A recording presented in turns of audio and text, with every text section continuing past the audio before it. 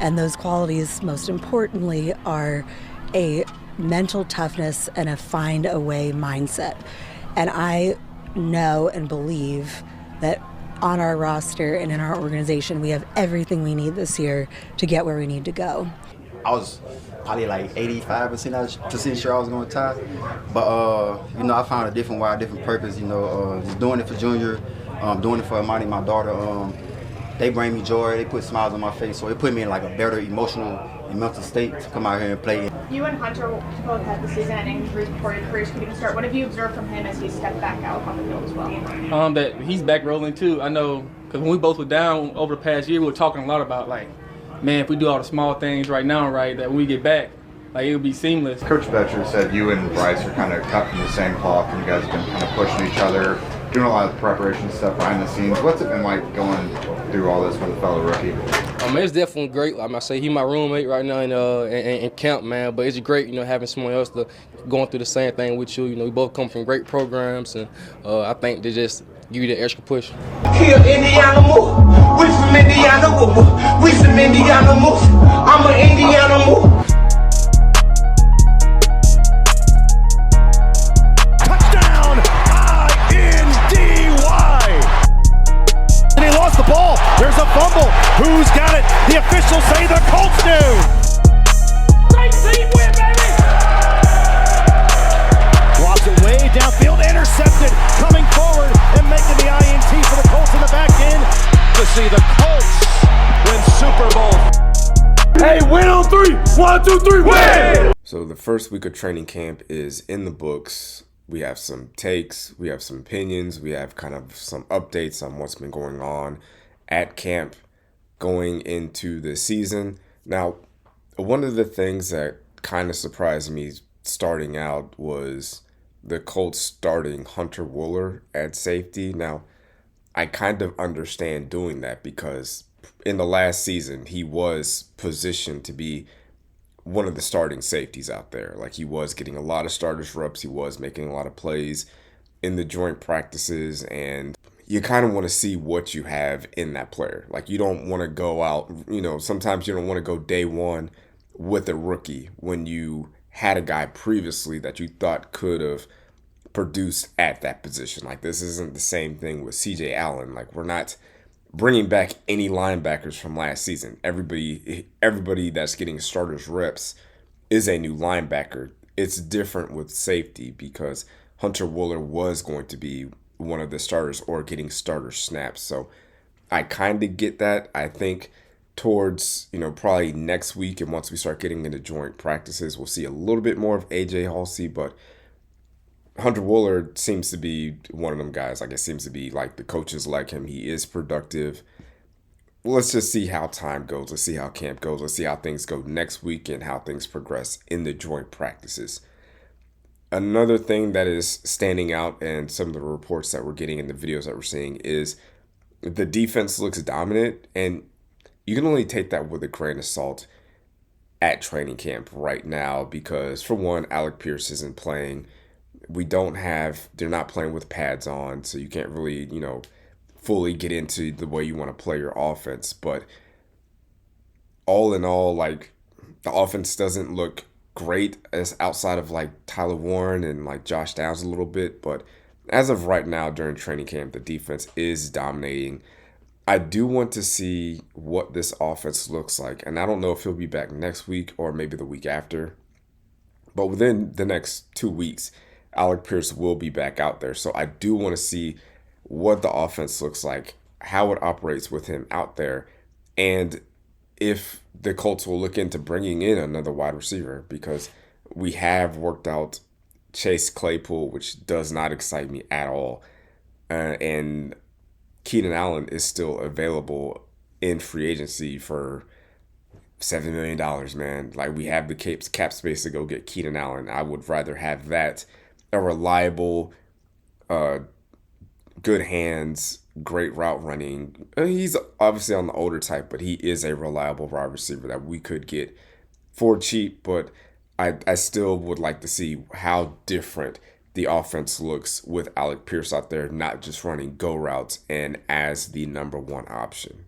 Another thing that we're seeing a lot is Bryce Bodiger. He's getting starting reps. Like when CJ Allen missed the first few days of practice, Bryce was getting the starters reps. And now that CJ's back, they're both kind of rotating in and out. So we're kind of we're moving towards my, I guess, take of by the season's end, we're going to have 3 rookies starting on defense with AJ Halsey, CJ Allen, and Bryce Bodiger. I think all 3 of those guys will be starters by the end of the season. So it's good to see that Chris Ballard hit on a linebacker. Like, say what you want about Chris Ballard, but he knows how to find a linebacker that can get on the field and produce in the draft.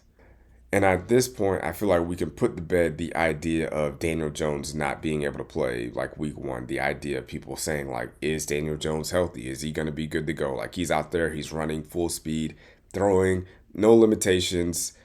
They're running the offense completely, moving around. It doesn't look like he's coming off of an injury, looks the same. So physically, he's good to go. Like, I've seen videos of him running full speed. I've seen him make every kind of throw from short passes, intermediate passes, deep crossers, deep to the outside, throws on the run. Like, Daniel Jones is good to go. So hopefully enough of these videos get out there that the national media can stop talking about, is Daniel Jones going to be good to go? Like, if you want to question if he's going to be the same quarterback that we saw the first few weeks while we were 7-1, 8-2, that's one thing. But to question if he physically can do it, hopefully that conversation stops heading into the season. As of right now, Anthony Richardson and Riley Leonard are kind of neck and neck when it comes to being the quarterback too. But towards the end of the week, Riley Leonard got a bulk of the second team reps.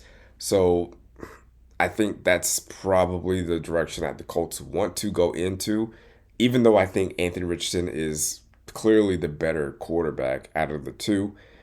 Anthony Richardson is still on the trade block, and I still think he's probably going to get moved. The Colts don't want to keep him. He doesn't want to be there because he's not really, doesn't have a future here. So I think they're going to try to hand Riley Leonard the backup spot here. But we'll see how it goes in the joint practices and in the preseason games and what these 2 guys look like, and if a trade materializes for Anthony.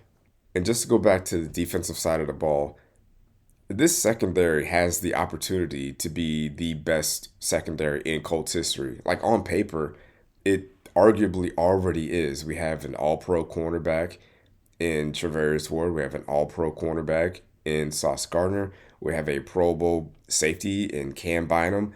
Justin Wally is still, he's picking up from where he left off. AJ Halsey has a high upside. Coming into the season, this could be the greatest Colts secondary of all time. Like, we've had some great players play in the secondary, like Vontae Davis and Bob Sanders, but we've never had all those on one field at the same time. So on paper, right now, we are fielding the greatest Colts secondary of all time. Now, I'm glad that Charvarius Ward is back out there and looking good and looking like himself, because he was speaking to the media and he said he was basically 85% retired. So the idea that he was able to find the reason to go out there and play and find his love for the game and for life and to do what he loves, that's a blessing for him, and that's great for the Colts and great for us as fans and great for the team. So, and Sauce Gardner's obviously healthy and he's out there shutting people down as he should, as expected, because that is what you do when you're an all-pro corner multiple times over under the age of 25. So I have no concerns about the secondary. Defensively, the secondary is the place where I have no concerns. At the bare minimum, we should be a top 10 passing defense. Bare minimum. That should be the floor for us. And I think we have the possibility of reaching into the top 5 if someone else can, step up next to Latu when it comes to being a pass rusher. Now, the last thing that I'll bring up is Carly Ursay-Gordon spoke with the media and kind of gave a lot of the same old, when asked about Jonathan Taylor's contract, we like Jonathan Taylor, obviously want him to stay here, we're going to work something out, blah, blah, blah. Nothing really out of the ordinary, but the mantra, she said, for the season that kept coming up when talking with the team, talking with the front offices and the coaches is find a way. Find a way. Like, you've got to just get the job done. Chris Ballard is in the last year of his contract. Shane Steichen is going into year 4 of his contract. I think he has a 5-year deal, but we're going into year 4 with you. Daniel Jones coming off an Achilles. We have a lot of older players in key positions. Quentin Nelson's in the last year of his deal. Josh Downs in the last year of his deal. DeForest Buckner's in the last year of his deal. Charvarius Ward was contemplating retirement. Daniel Jones obviously coming off the Achilles, and we just gave him a big, massive contract. Like, it's almost the nice way of saying, get it done or else. Like, get it done this year. There is no time to grow. There is no time to build. There is no time to develop. We need to hit the ground running. Chris Ballard sold Carly Ursay-Gordon on what we were as a team when we were 7-1. He believed that is what we were as a team. That is where this franchise was. So if we come out this season and we're not starting out hot, or if we're not great offensively, if Daniel Jones doesn't look like himself, find a way. Find a way. Like, there's not going to be any excuses. And I don't want to get too far deep into the season, but this is kind of my philosophy when it comes to like front office, coaching, staff, quarterbacks. They all got to be on a similar timeline. Like, we brought in Shane Steichen when Chris Ballard was already in year 5 or 6. So people were already ready to get rid of him, and the pressure was on him to win immediately when we bring in Shane Steichen. So Chris Ballard's timeline is all the way up here. Shane Steichen's is just starting, so he probably feels like the Shane Steichen Anthony Richardson relationship probably goes differently if the general manager upstairs is a new hire, like someone that is brand new. We're all on the same timeline. We're all in this together. There's pressure to win in the NFL because it is the NFL, but there's no pressure to win immediately out the gate. Because when you remember when Shane Steichen came here, we were a 4-win team. So a 4-win team, the expectations aren't that high. But when you have someone that's been in the front office building a team for the last 6 or 7 years, we're on that timeline. We're on the longest timeline. We're not on rookie head coach, rookie quarterback timeline. We're on, hey, these guys have been here for a while. Let's start trying to figure out how to win now. And so that's kind of that's going to be an issue going forward, because whatever happens with the season, if things go bad, we're going to fire Chris Ballard, or we're not going to retain Chris Ballard. And with that, we're probably going to lose Shane Steichen, which I think will be a mistake. And I think we will regret that, but that's way out there. We don't have to talk about that. But looking forward to next week. Looking forward to the second week of training camp. I think things are going kind of as expected so far. The pass defense is as expected. Tyler Warren is as expected. But we'll see what happens when they get in the pads, I believe, next week, and then start getting into joint practices with the Patriots and Falcons. Let me know what you guys think about what's going on in training camps. Do you have any hot takes? Do you have any thoughts about what I said about, the timelines with the GM, quarterback, and head coach? And I'll see you on the next one. Go Colts. Bang.